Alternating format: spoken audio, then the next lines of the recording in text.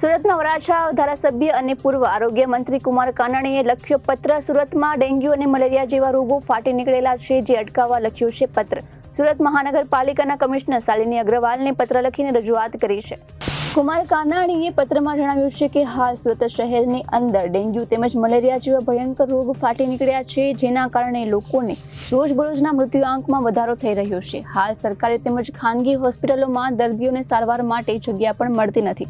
Blood બેંકોમાં પણ દર્દીઓને બ્લડ ઉપલબ્ધ થતું નથી. આવી ભયંકર પરિસ્થિતિમાં સુરત મહાનગરપાલિકા અને તેમનું આરોગ્ય તંત્ર નિંદ્રાધીન અવસ્થામાં હોય તેવું લાગી રહ્યું છે. જે વિસ્તારમાં ડેન્ગ્યુ તેમજ મલેરિયાના કેસો આવે છે તે વિસ્તારમાં તંત્ર દ્વારા ધૂમ્રસેલ તથા દવાનો છંટકાવ જેવી કોઈ પણ કામગીરી કરવામાં આવતી નથી. ફિલ્ડમાં આવા રોગના નિયંત્રણ માટે કોઈ પણ પ્રકારની સઘન કામગીરી થતી નથી. સુરત મહાનગરપાલિકાનું તંત્ર માત્ર એસી ચેમ્બરમાં બેસીને કાગળ પર કામગીરી કરી રહ્યું હોય તેવું લાગી રહ્યું છે.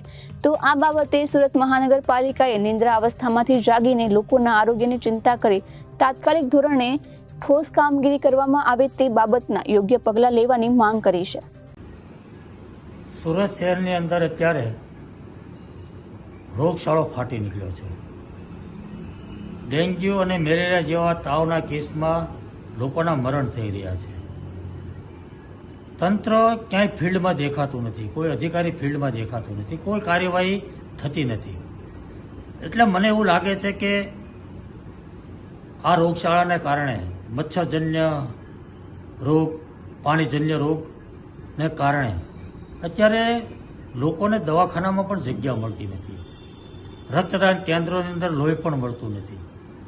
આવી ભયંકર પરિસ્થિતિમાં આરોગ્ય વિભાગની કોઈ જ કામગીરી ફિલ્ડ પર દેખાતી નથી. એટલે મને એવું લાગ્યું કે તંત્ર ઊંઘી રહ્યું છે, એને જગાડવાની જરૂર છે, અને એટલા માટે મેં આ પત્ર લખ્યો છે.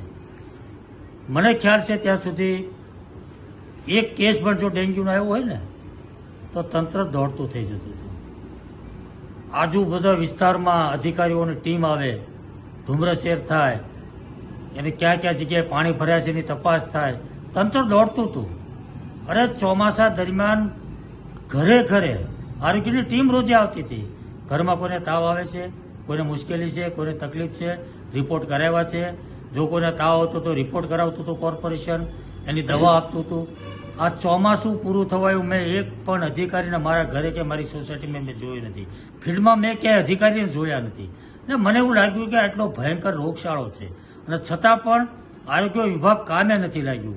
એટલા માટે મેં કમિશનરને ધ્યાન પર મૂકવા માટે મેં આ પત્ર લખ્યો.